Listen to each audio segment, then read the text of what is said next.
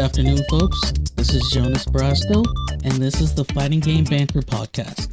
Here, we dive into the world of fighting games and talk about the development, growth, and the FGC. Good day, everyone. This is Jonas Brasco with the Fighting Game Banter Podcast. This is actually part 2 of the interview I did with Shiburizu. Part 1 is available online on YouTube through the Jonas Brasco YouTube channel. This part is more focused on actual games themselves, while part 1 was getting to know Shiburizu and learn a little bit about what he's into and primarily Vortex Gallery. So this is going to be more focused on a lot of games that we didn't have time to talk about because we were trying to get the first part out before Vortex Gallery. Thank you. Breakers. The Breakers collection is pretty much a near perfect port. As far as the options, the fact that it has the rollback netcode, it has cross-platform, it keeps the 4-3. It also added some new features like the tag battle, but I know that people don't play it because there's no teching. You can't tech throws. Is that sadly. True? Is that true? You can't tech throws in Breakers Collection? I would never have guessed this. Like, is that actually real? Yeah, you can't. That's the thing. You can't tech throws, but I mean, it's not like the throw loops aren't as bad as the Ken footage that came out. Okay. So hold on. I'm trying to understand. Is this like a specific port difference or is it just the game is like that? Oh, no, it's the game. Oh, okay. I mean, so I was going to say, because I was like, wait, am I misremembering how Breakers is played and they just changed the port for no reason? So to me, Breakers is a game very light on content. I like it. I like playing it in arcade. But I think the thing is $20. I think that's what it costs. I don't remember how much it costs. It was $20. Yes, it was $20. The thing is $20, it's a good price for the game, but how many people are going to pay for that? It's not. And this is the thing about that particular company, QU Byte, doing this, and then they're doing a different collection or something. This is not a very popular IP. Breakers is just not that popular. And I find it, I hope they knew that when they were making this because they made a good product. I agree with you. I think I reviewed it, or maybe I didn't. I bought it for the purposes of writing a review, but I don't think I did. And I played it, and I thought it was a pretty good port. I thought the online was impressive for the level of effort they put in for this kind of game. But that just comes fundamentally back to it. Is this game worth $20 to people? And I'm not sure it is. Not because it's not a good game. I think it's a great game. People don't really buy, games at a retail price if they're arcade games, unless we're talking about very specific genres of game, like a shmup game, like a shooting game, right? Where the whole purpose is the arcade experience. So that game will sell at a retail price. You don't buy it, in quarters or whatever. But the thing is, what you're buying out of Breakers is you're buying $20 to play the arcade mode and then to play the online. And if neither of those things are appealing to you, what do you do, right? So that's kind of my thing. I just found the decision to put so much effort into Breakers commendable, mind you, but not sure that it was going to ever command a large mind share. I'm not sure it was ever going to make waves. Breakers is a very fun game, but it's also a very known quantity. So it's different from Capcom Fighting Collection, for example. Very similar product. It has 10 games, right? So that way, sure, it costs more money, but you're getting more games that you can enjoy with more people because, the online supports all of those games. And it's kind of the same product. So I'm a fan of both of those products. I did do a review on Fighting Collection. I thought it was great. But I just Breakers is a very niche game, and I'm not sure that $20, re-release with online play was ever going to be like the next big thing. I'm glad it's there, but yeah, that's kind of it. No, I can't deny that. In fact, there's been one like this is and why the whole tech throwing thing, like I always find it interesting how games like World Heroes or Fighters History Dynamite are successful with not having like those same mechanics. I know of people who still play the original Killer Instinct, and there are no throws in there whatsoever. I mean, so I'm not sure if it's the case that Breakers has a negative reputation for specifically for its throw mechanic. Um, it is a very volatile game, and some of the very good characters in that game are very annoying to play against. Thing is, everybody likes to play Saizo in that game, and so it's very the character variety is already not great because it's a very small roster. The balance of said roster is kind of very lopsided in on the top tiers, and it's just it offers good gameplay, but it's just not a very I don't know big game. It doesn't have a lot of meat on it. It's just it doesn't. You can watch it if you watch a Breakers tournament, you're going to see a lot of the same stuff. And the game's been around for a very long time. People have been enjoying it on Fightcade, at offline events through emulation or through original hardware for a very long time. So I'm not sure that unless they ROM hacked it and they made like a new balance patch or something, that'd be kind of cool to kind of do like an extra thing. I mean, Breakers Extra exists and it is very fun, but I'm not sure it's a game that that those changes in and of themselves would like sell a bunch of people on it. You kind of have to know what Breakers is to appreciate Breakers Extra. So yeah, I don't know. That's just kind of my read on it. I'm not super surprised that a game like that isn't like huge or that the collection isn't like super active. But I did buy it and I really enjoy it, and I super recommend that if anyone wants to play Breakers, that they give it a try because they genuinely did all they could, for a $20 collection. It's super nice.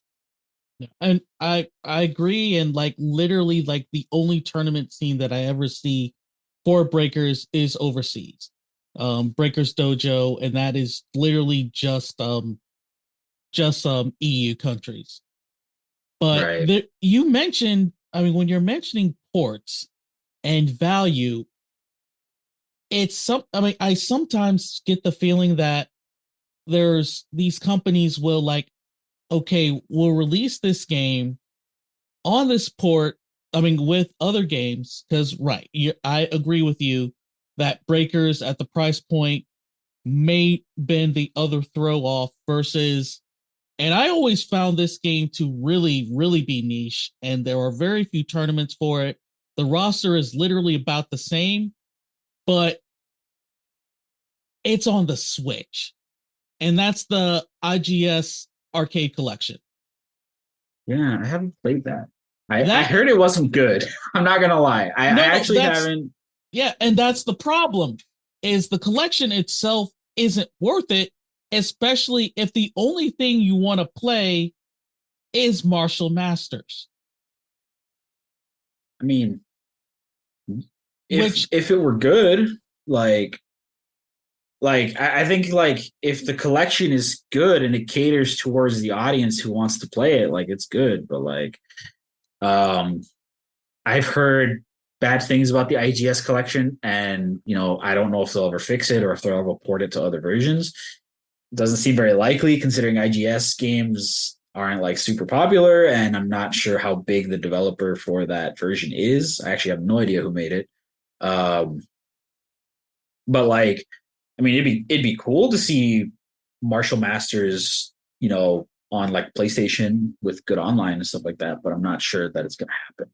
And so the thing is, like, my thing is that like with these retro games, you just have to support people's ability to play them on Fightcade or with emulation that supports NetPlay, because those change the value proposition to where people can get into them easier, and it's less of like you have to buy the game and install it to your console and boot up the game and play, you just click on your emulator, you just hit go, right?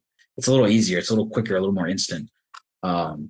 So I don't know, like I said, the only like those two retro ports, like Capcom Fighting Collection and Breakers Collection, have been like the two kind of best things that have come out recently. And everything else has not been great. And I've just not paid any attention to it because I am perfectly content to support the excellent work that is coming out of emulators these days. Just emulation is better than it's ever been, and these collections are not keeping up right now, you know. No, I absolutely agree. And it's really kind of sad because there are like you want to, and like I'll give an example with the IGS port. I was when I first heard about it, because you don't hear a lot about Chinese fighting games, and it literally was like there's really only two, and both of them were literally the Fightcade ones, and that's Martial Masters and Spectral Verse Generation. Right. And I wonder, and maybe I don't know if you've noticed this yourself, with the exception, legitimately, of Fight of the Animals, it seems like there are players who are not necessarily willing or eager to even try games that do not come out of North America or Japan. So it depends. Like Pocket Bravery came out of Brazil. And I have to be honest, I did not like that game. I don't think it feels nice. I really don't like the characters, and the art style is just not appealing to me. But, you know, I played it, and a lot of people played it, and there were brackets, I believe, in Canada when the game came out. And you know, it has rollback. Is that game even out? I feel like it is. And Yeah. yeah, it is. It came out because I played the beta before they released it. So, you know, it's there. It's a game, you know, people enjoy it. So I don't know if that's entirely true. And Fight of Animals is developed out of Taiwan, right?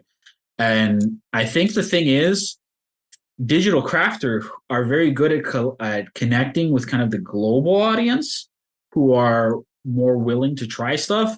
And the game, it doesn't feel like it's rooted in a particular region. It just feels like a fun game to play. You know, it's just Fight of Animals, Fight of Gods, Fight of Steel. Those games are marketed so that you can play them as an English speaker totally fine. You can play them in Chinese, you can play them in Japanese, you can play them in other languages beyond that as well. And like, I think, you know, you don't necessarily have to be rooted in Japan or North America to make a compelling fighting game product. The thing is that not a lot of people are doing it. Like I said, Pocket Bravery was the biggest I've ever seen any Brazil developed fighting game get, and everyone else just kind of hasn't gotten there. Schwarzer Blitz, very excellent game developed by my friend Andrea, is a freeware 3D fighting game on Steam. And well, he lives in Italy, right? And you know, there are people out there making these games. There's a very global community of developers.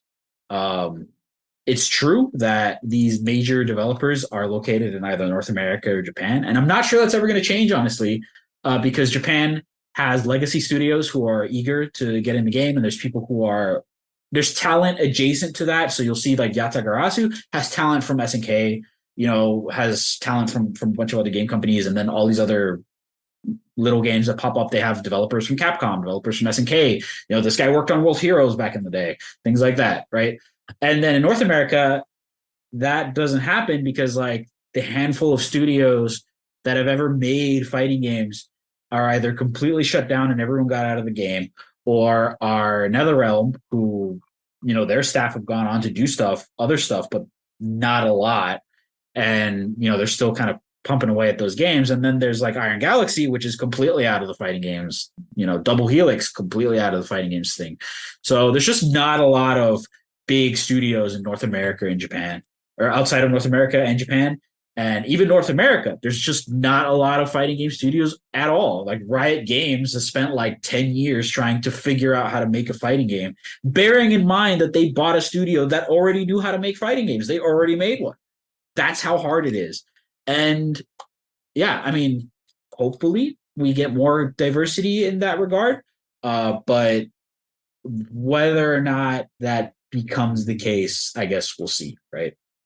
No, I completely agree. The weird thing that like I noticed from the Game Awards is like there were three non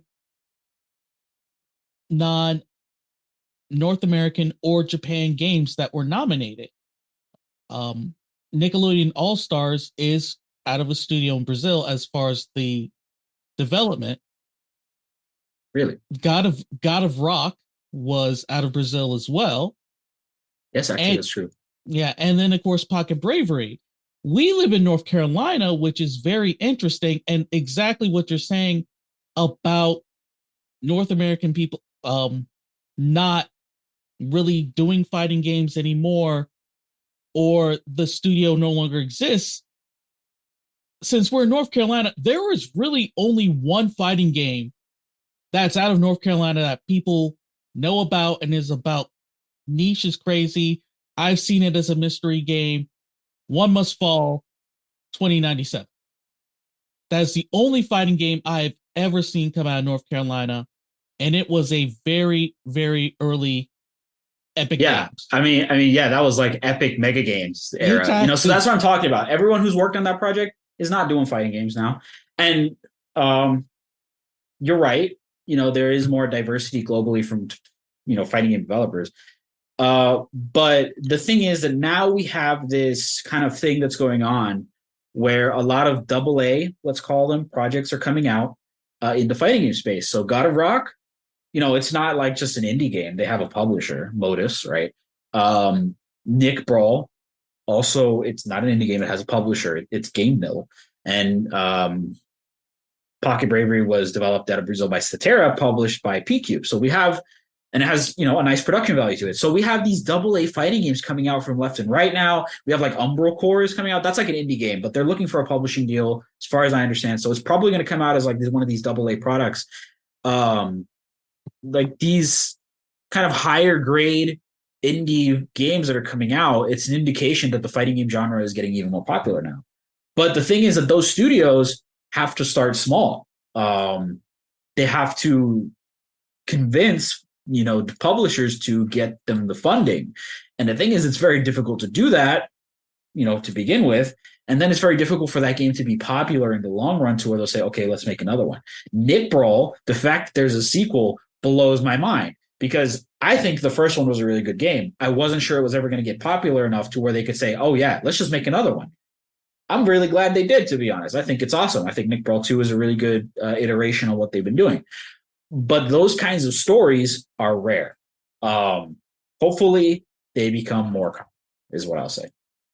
no, I absolutely agree. There are very few games where I just want to like there's no way they're going to become popular, even though there are legacy developers. Like one of the ones that I definitely played during the pandemic, and it gets into that community versus Steam argument, is Vangard Princess. Well, Vangard Princess is a very complicated subject. Okay, if we can stay away from it if you prefer. Well, we can talk about it. The thing is, Vangard Princess is built on an engine that is just antiquated. First of all, the game's DLC situation is a mess. It really, frankly, shouldn't have any DLC, and it's never going to get the updates that it would need to be like a very compelling product. This game came out in the era of like there were just a lot of Japanese indie fighting games coming out, and they were all delay-based netcode, buggy on PC, just complete flops in the West. And people really like them, and they're really interesting games, and they're works of art, beautiful art. But the thing is that game and kind of a lot of the games that came out around it are in this era of like, oh yeah, this is just like this game was going to release on an arcade platform at some point, and there's a PC version, and it has terrible netcode, and there's not a lot of people enjoying it anymore, right? Nowadays, it's a little different. All these AA games that I'm talking about have good netcode, or they try to have good netcode. Like Pocket Bravery, rollback. Nick Brawl, rollback. Mortal Kombat 1, rollback. Street Fighter 6 on here, rollback. Everything comes out with that now. And those mid-tier games that would come out like 5 years ago didn't do that unless your name was Skullgirls or Fighting Herds, right? the idea of like a game coming out with like really good netcode at like a mid-range level seemed impossible not that long ago. So yeah, that's kind of a change that I've noticed, is that there's a lot of new entries in the fighting game genre from new developers. I should clarify that Nick Brawl, the developers are not new to this. Ludosity has been around for a while. And I really like the stuff that they made before doing Nick Brawl. And I think that they were an excellent studio to send funding to. The rest of these, obviously, new teams, new projects, and they're just doing their best. Okay, and you mentioned mid-tier, which I find interesting because one of the games that seem to, for the most part, kind of like Nick All-Star Brawl, it started off shaky, but slowly but surely they were able to build up their roster. They were able to get voice actors. They were able to have that cross-platform function. But when it came out, not All-Star Brawl, but the game I'm talking about, I don't know, but actually I can relate this to All-Star Brawl and also them fighting herds, where the character subject matter is what keeps, well, not keeps the game from being popular, but keeps it from going to that next acceptable level. One game that I found that exactly what you're saying 5 years ago, rollback netcode, crossplay, lobbies, no microtransactions, Power Rangers Battle for the Grid. I should clarify, Power Rangers Battle for the Grid does have microtransactions. I know the mobile game but you know, I think as somebody who was in the Grid community from release for a very and enjoyed it for a very long time and still is friends with a lot of people in that community, and I'm super glad that I had that experience. That game seemed impossible going in, right? When I watched the live stream where they were playing the game for the first time, it felt like it was like a big deal that this game was like, it looked good and it had cool gameplay and it seemed like they were really trying. It seemed impossible to me that they were doing this. And they were, when they released, like tons of people were playing it because it had online, good rollback netcode. It has great rollback netcode. And it was based on a licensed IP that a lot of people knew, and the gameplay was really interesting. And there was a lot of hype around it, and it had a strong community for a long time. It still does. You know, people still really enjoy it. It's in a great state. If anyone wants to play Battle for the Grid, by the way, just like hop on. You can play it. It's a very complete game right now. I would recommend it now more than ever. But the thing is, that was kind of the first or one of the first of like a wave of releases like that, you know, you're mentioning, that kind of defined a AA type quality product in the fighting game space that was very, very rare, you know, just you didn't see a lot of that stuff come along. And when you did, it was a very particularly special moment. And nowadays we have these games coming out way more often, you know, from various publishers. We'll have to see where the next one comes from. I mean, Yatagarasu is the one we were talking about because it's like it's the latest thing to come out or is coming out. But you know, we used to be like, oh, like not even 6 months ago, we were like, oh, what's the next big thing out of like fighting games? You know, because you know, Mortal Kombat 1 comes out, Tekken 8 comes out.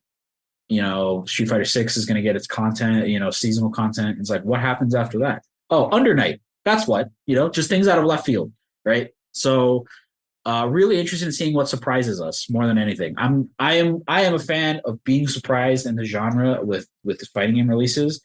So, like, you know, I know there are people out there waiting for Riot Games Fighter.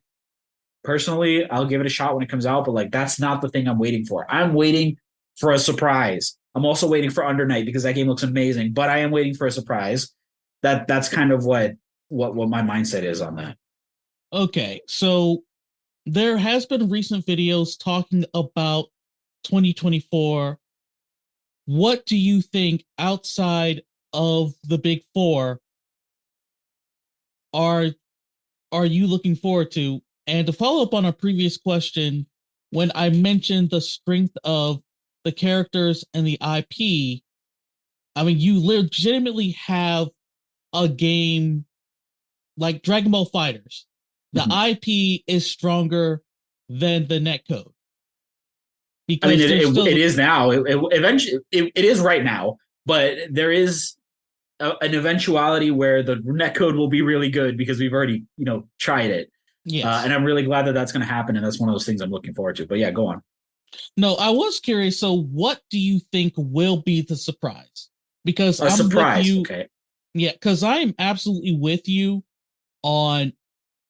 I know the Riot Fighter is coming out. I could care less. Also, we haven't talked much about the Indie Fighting Game Festival that happened Mhm. last year, which was a very awesome time. I was really glad to be one of the streamers during that event. But and there were games that had been previewed for 2024 that did not they either were not released yet or they were still kind of in the, I won't say beta, but even somewhat alpha state, like Blazing Strike, Two Strikes, Die by the Blade. So I'm Okay. curious if the stuff that was documented or that was shown at the indie fighting game festival, is any of them coming out this year? Would any of those surprise you? Um, Blazing Strike coming out in 2024 would be a surprise because it doesn't sound like it will. So there's that. Um, Rainbow Core Hypernova 2 is apparently a thing. I'm really excited to see that. I think um, there is a coming generation of games built on Mugen that are going to probably try to come out on Steam and other platforms because now that Mugen has rollback netcode, all these really brilliant fighting games that are being made. Mugen full games, if you don't know what that means, it's just like a game built in Mugen, but is otherwise like a complete release, are better than they've ever been, Mm-hmm. in my opinion, when you look at games like Battle Craze. And so those games making it to like Steam and being part of the festival would be really nice. Surprise to me also would be if what is it called? How can I forget? Oh, Easlaugh 2 comes to Mm. Steam. I know that they've talked about it. If that makes it to Steam, that would be huge. Because I think that game has a problem of like you have to subscribe to the creator's Patreon and download it and set it up, and it's not a very good onboarding experience. And to be fair to Free, the developer, he's allowed to do that. But I do really want them to take the next step to put it on marketplaces and market it as like a more legit early access product because the game is brilliant, and I think a lot of people would be more interested if it were easier to get into. Um, what else? The thing about surprises is like I have no idea. I have no idea what people could be working on right now, and I'm personally pretty happy with that. Um, there was that game that got announced at a Smash tournament recently, Combo Devils, that we did coverage for on Super Combo, and like I had no idea that was a thing until like the week before when they asked us if we would like to cover it, and I was happy to. And Andrea did the coverage on it, and they have like a roguelike mode for like the story. They have like a co-op actually for the story mode, and that's awesome. And that's a one upping everyone else because there's actually been a lot of fighting games trying roguelike story modes now. There's like Idle Showdown has that, Nick Brawl 2 has that, uh, TMNT Cross Justice League has something kind of like that in Card Quest, and now a game integrating online into that part, or at least co-op. That's cool. It goes back to like Smash Melee, Smash 64. They stopped doing this stuff. Why? It was always so fun. It's expensive, but like it's fun, and I'm glad that fighting games are trying that again. Um, so I don't know. I have no idea what to expect this year. I feel like now more than ever, we don't know what these big publishers are up to because they're it looks like all their cards are on the table. We know what more NRS is doing. We know what Right. Namco is doing. We know what Capcom is doing. We know what Riot is doing. These are all known quantities right now, right? So anything other than that would be a huge surprise. We know what French Bread is doing as well. So anyone beyond that, anyone's guess what happens. I personally look forward to seeing a lot of these indie projects that have been, simmering in the pot for a little while come up and be more robust products and try to advertise themselves a little harder. But that is kind of my expectation, right? That's kind of what I hope is happening. Anything from left field that gets announced and it comes out in like 6 months, that seems way more common these days. And I'm looking forward to seeing what comes out. I should also go back to my previous statement and add, I should say, that I am hearing that Fight of Animals developer Digital Crafter is working on something new. I don't know if that's going to be a 2024 project, but I am looking forward to being surprised by whatever it is, because I have always been very surprised by their work, and I really love the stuff that they put out. So I will say that it was in fact a huge surprise to start 2024 with, that they announced a new DLC character and just added him in the game with Walking Owl. Or Running Owl. What is his name? Running Owl? Yeah, Running Owl. He's a little owl character they added into Fight of Animals as a free DLC character. He's on all platforms. And like that happening before we have like Frosty Faustings as like a big tournament event for it, huge, absolutely huge. I'm a huge fan of the fact that that even happened. So I look forward to seeing what else they surprise me with, but that is probably the most that I would expect. Fair enough. And would you say first of all, I guess I gotta ask, will Walking Owl be tournament legal? Yeah. He's been out. He's going to be out for like 3 weeks by the point that comes out. So yeah, I mean, long enough. Okay, and since you mentioned the character, I have to ask, because Fight of Steel is the only time that I know that we've actually faced off in any type of tournament. Mm-hmm. But do you think, and just out of curiosity, because we talked about what would make why it's not in a tournament setting, and the one answer that I could think of personally compared to Fight of Animals is it doesn't seem to have a base roster that people can just come in and play as, versus like we're going straight into essentially avatar battles. Mm-hmm. Even though there is a story mode with characters that could make up a base roster, and I'm wondering if that is one of those things that possibly hinders the appeal, if it's just the fact that there aren't characters that they can get behind the story. Yeah, probably. I will say, like, yeah, there's presets in Fight of Steel because you can select your fighting style, right. And then if you select your fighting style, you have like a base loadout that is specific to them. So you can just play it without customizing your character. But if you do that, you're only playing like 20% of the game, relevant right. to like how many moves you have as presets and how many moves are available, right? And so I think that that's kind of the thing. I also think that it is very difficult as a spectator to understand what is happening in Fight of Steel, because you can't know what abilities people have picked for their character unless you paid attention to the select process, because it shows it on like when you're picking the character, and then it shows it on the loading screen, and then that's it. It doesn't show it in the match. And I think that's a mistake. And I've complained to them about that, and it has not been changed. And I personally think it's a mistake that it hasn't, because like Grand Blue has icons that show you what each move is, and I think that should just be a thing in Fight of Steel. So I think like I think a lot of people have the idea that like customizable fighting games are like doomed to fail because like people can't really understand them like easily. I don't necessarily think that's the case, but you do have to have good UI, good user experience. And I don't think a lot of these games that have tried that have good user experience around that, good UI for that. Like Mortal Kombat 11 had the same problem. It didn't tell you, it told you on the loading screen, it told you in characters like what moves everybody had. And that was it, right? And there were like specific loadouts that you could use in competition until the very end of the game where they stopped doing that. So it just makes it kind of difficult to wrap your head around. Like, why is this even a thing, right? Like, why not just make one compelling character? And that's a good question. Why not, right? So obviously the desire is to do something different, but I think if you're going to do something different in that way, you need to have the user experience, changes to support that. And I don't think any fighting game has done it yet.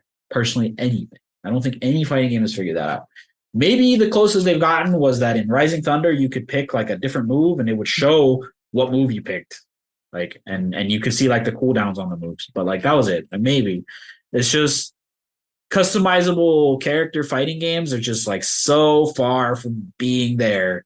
I really do think it's possible to make one that's really compelling, but it's just the cost of making all those assets and then balancing them and creating something compelling out of that. I assume it just is a meat grinder to work with, and eventually what comes out at the end, it's hard to polish up or hard to make fundamental changes to.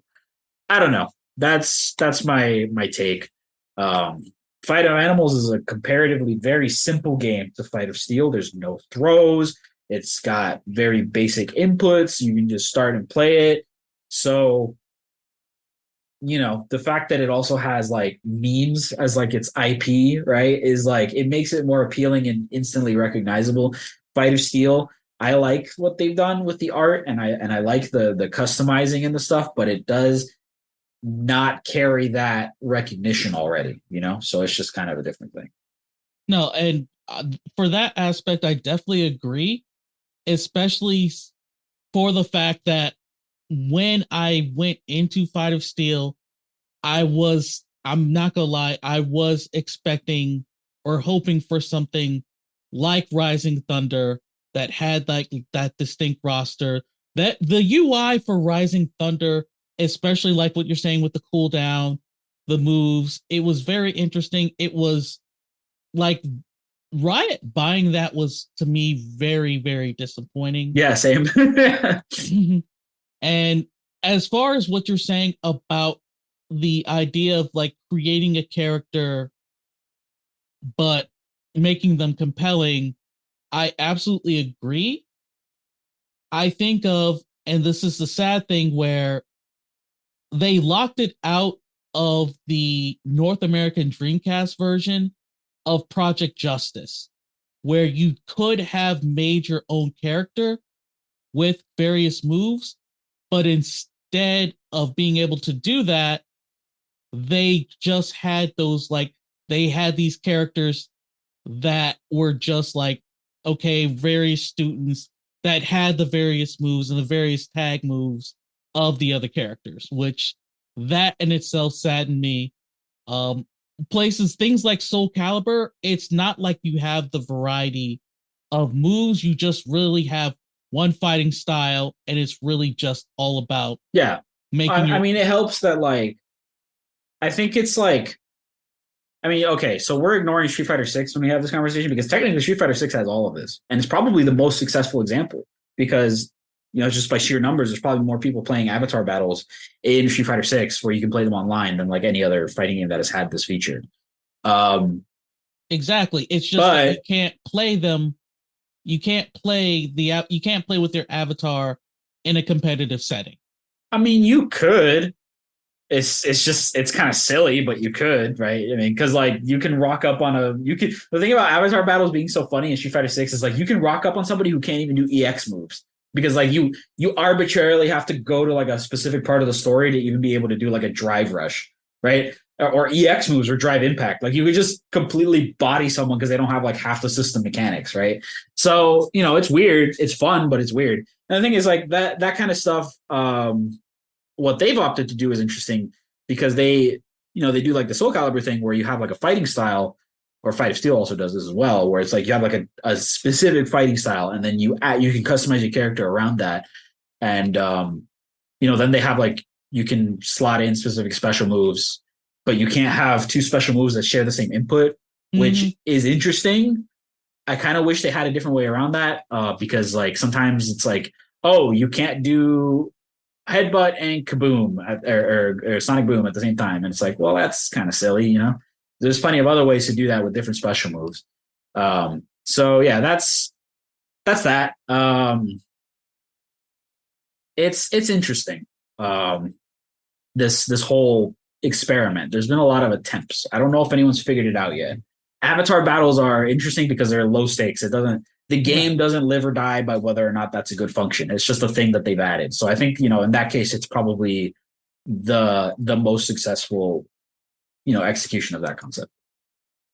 Right. And one thing, to be fair to Street Fighter 6, there's other modes that obviously they're not meant to be played in a competitive aspect. Of course, the Yeah, exciting mode with the bull and the balls and all that extreme fun battle. stuff. Yeah, And the I mean extreme that's battle. fine. That's totally fine. Like I think fighting game shipping with that stuff is only to its benefit.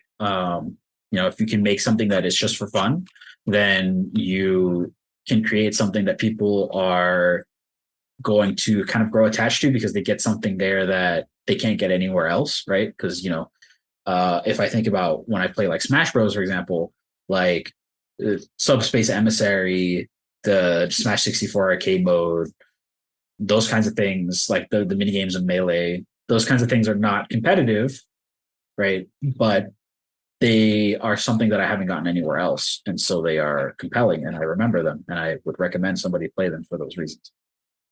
Oh, absolutely. I mean, one of the easy appeals of Grand Blue Fantasy versus Rising is their little kind of fall guys. Oh yeah, Grand Bruise. Exactly. Like that's just a fun mode to kind of like, okay, I don't, it's low stakes. I've been playing for a while. I've been labbing. I just want to chill. So it's kind of nice to have that in game. Yeah. And I really kind of appreciate it. I definitely want to thank you for your time. I did not realize how long we've been going, but I am curious because I feel like we maybe have met or seen each other, but at the same time, this is the first time we've really had a chance to talk. So I'm curious, and I want to open it up if you had any questions for me, since obviously you're just kind of coming on here and it's really just X, Twitter, and Discord, and we've only had the real chance to interact. Questions. Well, I guess that's something I hadn't expected. Personally, I guess my question is like, what are you looking forward to in 2024?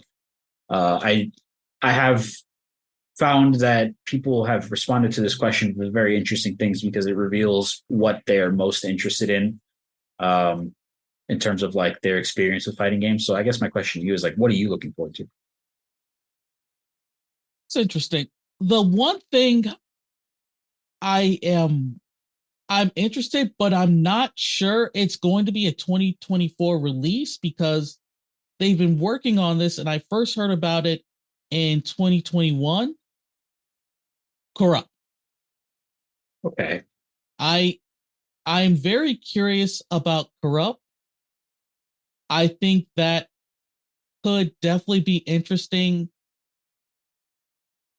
as a unique game. Everything else just seems like I'm either waiting for DLC or it's not going to be a surprise. Like Corrupt would actually be a surprise.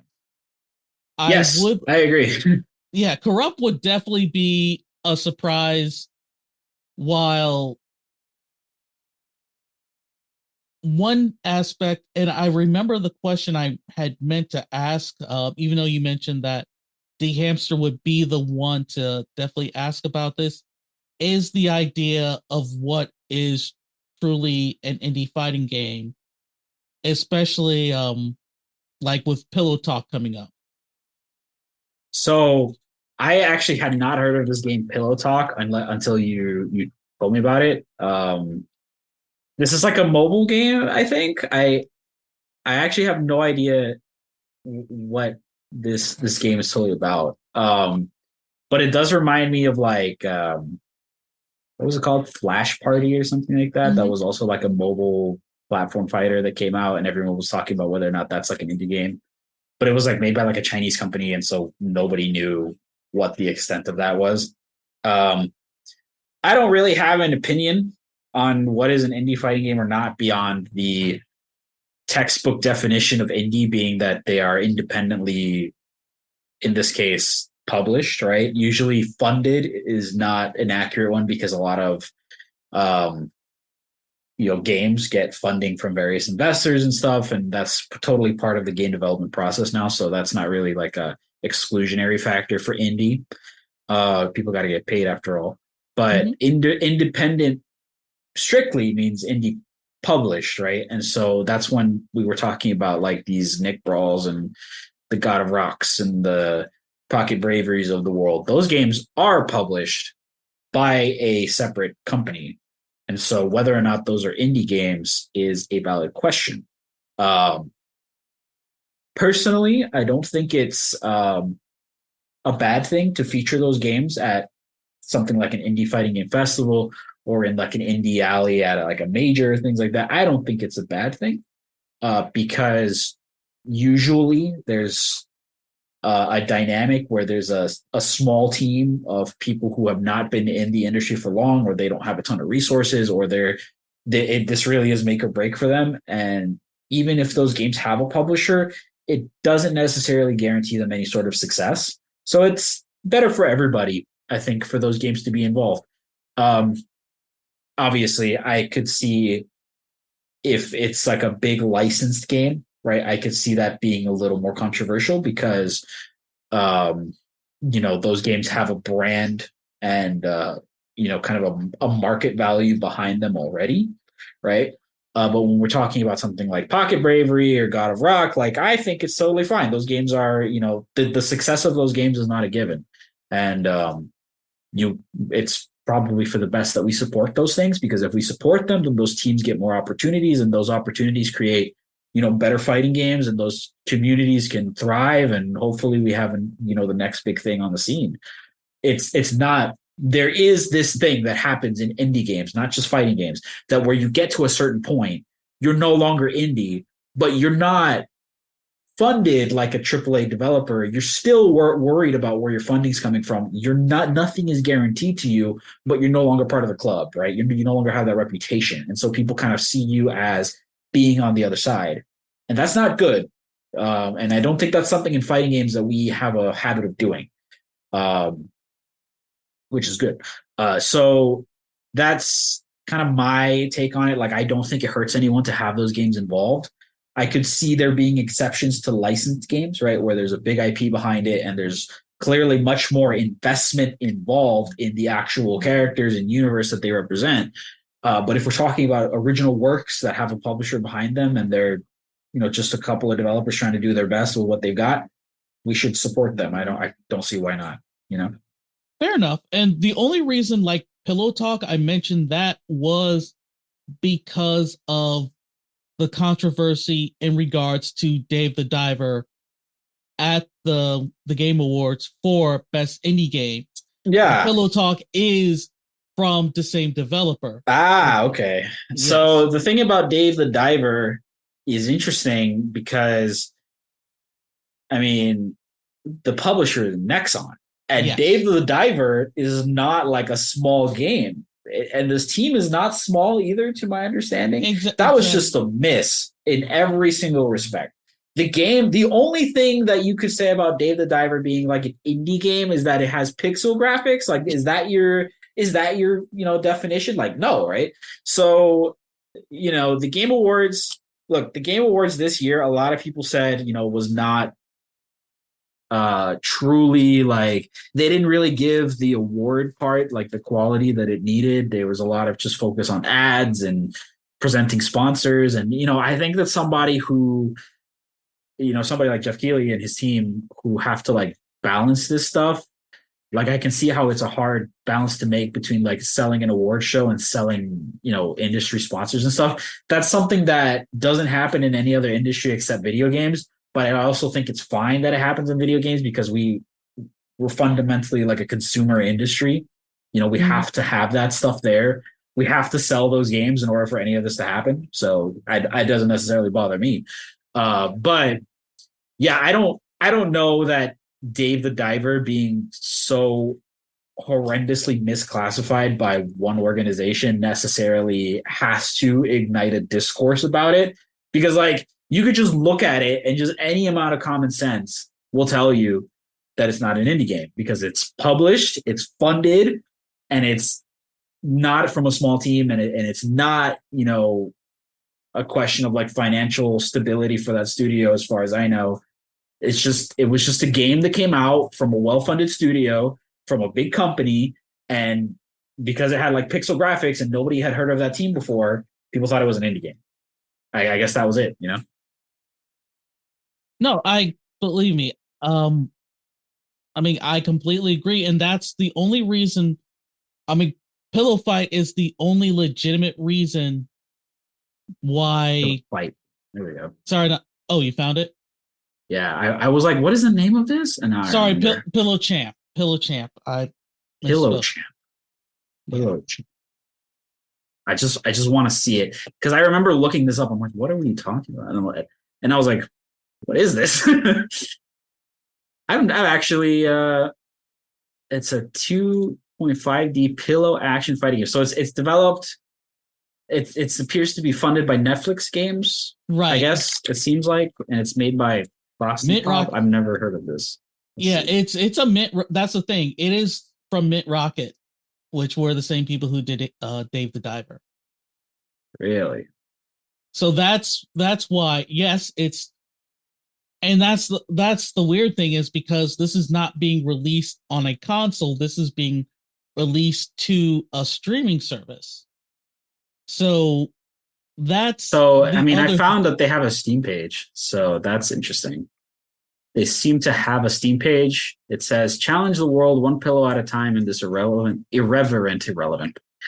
2.5D fighting game featuring a range of single-player options, local multiplayer, and online multiplayer with rollback netcode. I appreciate them mentioning that. This is I've never heard of this until like the other day that you mentioned. I was like, what game is this? I mean, I'm interested to see this game come out, but like, is this an indie game? I don't know. It seems like they are a small studio. They say they're fully remote. They seem to develop games for Nintendo Switch, Steam, Netflix games, Apple Arcade, and App Store. And I should say something about that because this is an interesting thing. There are a lot of small teams that get to make games specifically through accelerator programs that are explicitly to put a game on like Netflix or to put a game on like Apple Arcade. And I can name you one example, Punch Planet. Mm-hmm. That game, the developer, who I know very well, the two devs, they tell me that they basically got to make that game because Apple Arcade funded them to put it on Apple Arcade. And they're an indie developer. They just got the funding from Apple to put it on Arcade. And the game, as a result, now still exists and is on Steam and people can play it competitively. And I know other people who've gotten food on the table as indie developers. They don't have a studio behind them or anything. They put food on the table because they made games for Stadia back in the day. And a lot of people know that this happened, but Google was putting a lot of money into games to release on Stadia. They were paying people well to make independently made, creative games that would get released onto the Stadia service. Obviously, we know how that went, but they still got paid. So those people, I don't think should be excluded from the indie conversation. If you look at Pillow Champ on Steam, you can see that they are listed as a developer and publisher. I'm sure that the Steam release of this is kind of to their benefit more than Netflix or anyone else. So I think this would be a perfectly fine game to feature if it were up to me, because clearly the developers of this game, they got their funding somewhere, but they're releasing this on Steam and promoting it on Steam under their own motivation to have the game out there in the world. They could probably just as easily put it on Netflix through their, streaming service, which, is now a thing that happens, and that's it. But they're clearly going the extra mile there. Okay, I appreciate. Thank you for giving that opinion, because that was something that when I was watching the Game Awards, and because I mean, of course, I did 2 podcasts, part 1 and part 2, and it was like I legitimately watched the whole thing, and it's like when hearing the controversy about Dave the Diver, I was curious on like what.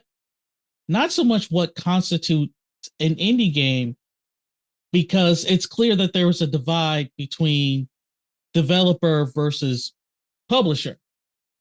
Like, no one is like, one thing I will never, which I don't know how it happened, but like Battle Arena Toshinden 2, it's a Takara game, but because it was published by Capcom, and they just like put their name all over it, it's like, no, we know it's not a Capcom game because Capcom really didn't do 3D 3D polygonal graphics at the time.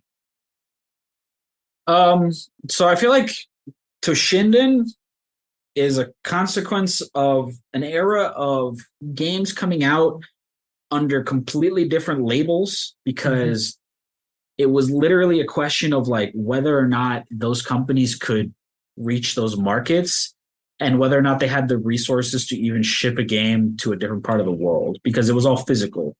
And so when those versions came out, they would literally have to send their game to a different studio who would localize it and make sure it passed their internal QA processes to ship in a different market on those consoles.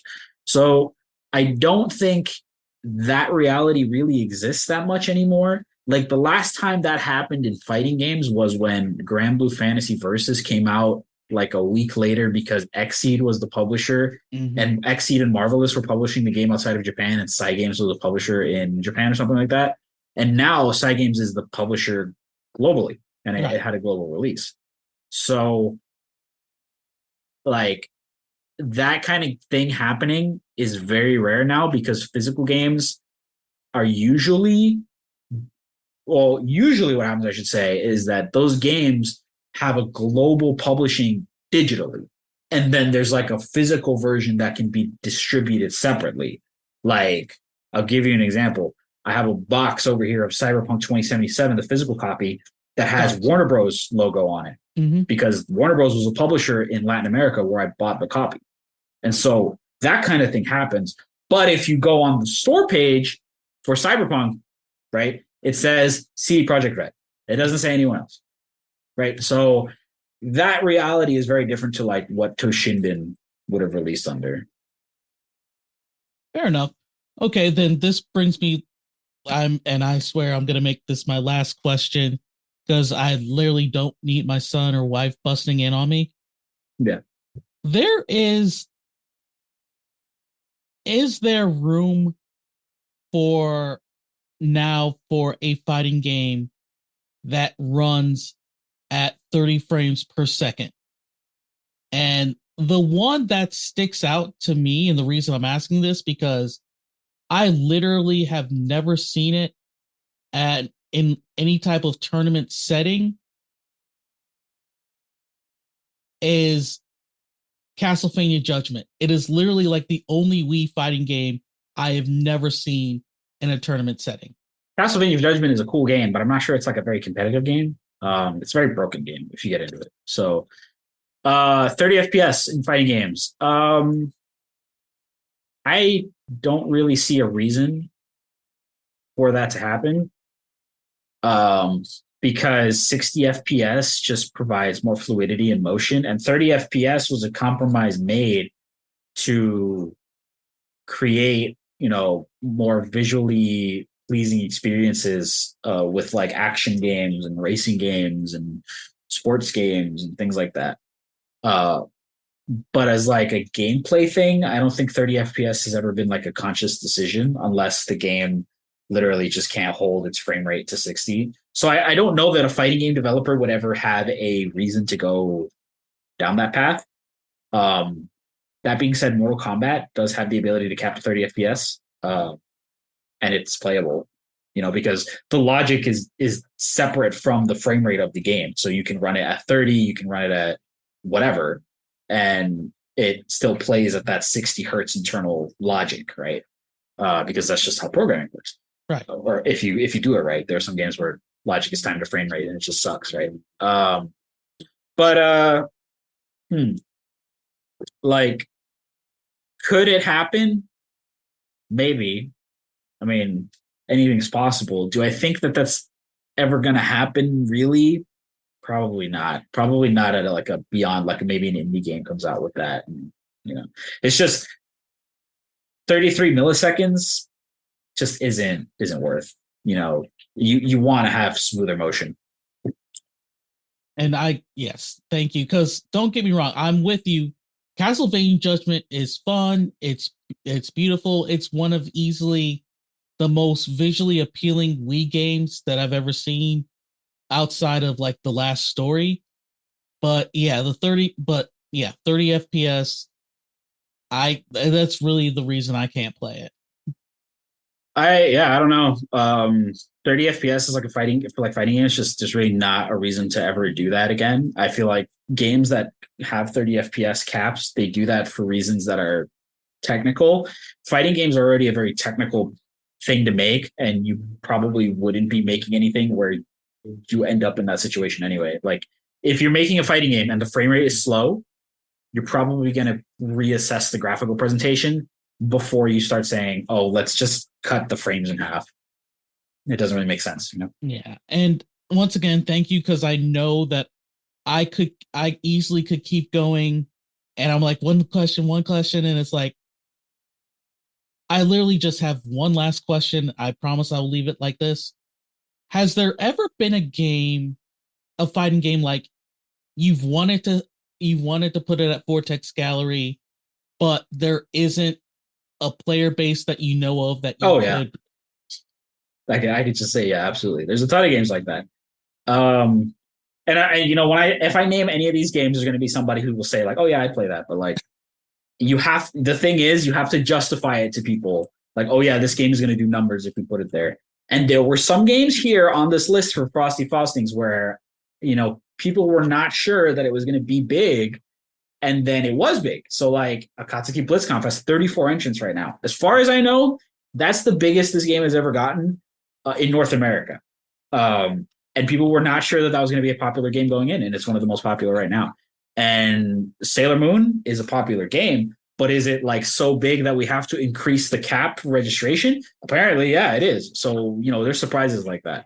That being said, Kizuna Encounter is a game I would love to see offline. I've only ever hosted like tournaments on Fightcade for it because I really like that game, but offline, I've never seen it played, and I'm not sure that enough people know how to play the game that I would ever even try. But yeah, that's one. That's like top of my head type thing. Um, I what think it's else? also weird because from what I understand, I think that's like the first real tag based It is fighters. one of the first tag-based fighting games, and it's not clear which one came first between like X-Men versus Street Fighter and this one, but it is one of the first. I would love to see Maiden and Spell played offline. It has a great netcode, but I would love to see that played offline. I think it'd be pretty hype. Um, yeah, I'd have to go through my retro stuff to see like what's there. But like, yeah, those two are probably off the top of my head some games that I would love to see played offline. Um, Usually, you know, there's a game out there offline. There's a community that shows up offline somewhere. So Vortex Gallery has had a Vortex Gallery's lineup. Even before I started working on it, you know, when it was Animivo, always really appealed to me. So a lot of the stuff that's on it is stuff that I would personally want to see run already. You know, so that kind of I'm in my element already, thankfully. No, and again, I really do appreciate it because clearly there are games that I wish would have, or I don't know if there's an online scene. Like I know you can't say them, but I can go ahead and say the ones I would like to see personally. But again, this is why I mentioned that 30 frame FPS comment. I would personally like to see um, either Psychic Force or Psychic Force 2012. Yeah. Um, So I know the guy who like I know a guy who like really represents that game, and it's pretty cool. It's on Fightcade now, and it's a game that I guess like for various reasons it still has to grow the community now that it has rollback. You know that you can play it on Fightcade with Flycast and stuff. The community, I guess, needs to grow around that opportunity, and then I'm sure it will show up at an offline event. I feel like there's definitely been Psychic Force 2012 tournament. I don't know where. There was one in Evo Japan, apparently. Evo Japan 2019 is apparently just quick Google search. I don't know where else they've had this, but yeah, in North America, it would be cool. But it is kind of down to the community to decide to represent that. and that's literally, I remember going to Lost Ark and actually like going in and seeing like there's a Psychic Force cabinet. There Yeah. is and of course sadly it's never gotten a console release, and this is the other one that frustrates me, is Fighting Lair. Yeah, Fighting Lair is. I really want to play that game. I hope that there is some way that Fighting Lair will ever release off, in a different way, but probably not. Arika is a very, I don't know, not a very. They're a very weird company. They don't really care to keep their games on all platforms. They put out like weird Nintendo Switch versions of their games, and they make games that literally have a shelf life. Because a lot of people don't know that Arika is the co-developer of those like Tetris 99 and F-Zero 99. That's all them. Like a lot of people don't know that. And like those games literally get discontinued because they're like live service online games. Nintendo shuts down the servers and you can't play them. So I would really like to see Fighting Lair on like a modern release or some way or somehow, or on like Fightcade or something. But like that specific board is just not that popular. Right. And believe me, nothing against Arika, because I get that they have to pay the bills. But I'm like, Fighting EX Layer 3.0, Fighting EX Later Another Dash, because people don't know the Gogi system. To me, that was slightly frustrating, but at the same time, they're working with Tekken 8. Good God, Nina looks way too much like Sharon. Yeah, but, I totally see that.